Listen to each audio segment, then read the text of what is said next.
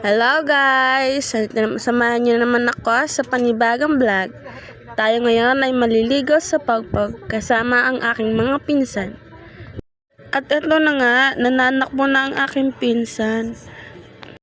Dahil sa kanyang pananakbo, nadapa tuloy.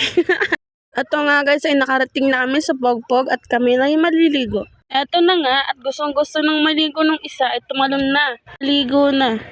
Gustong gusto nang maligo ay. Ito na nga guys ay maliligo na ako. Ito ang araw-araw namin ginagawa kung agad kami tumatakbo at maliligo dito. Yun nga guys, hindi ko alam na sumunod pala si Lola. Ang aking pinsan na may naliligo tuwing tag-init. Dahil malamig ang tubig dito.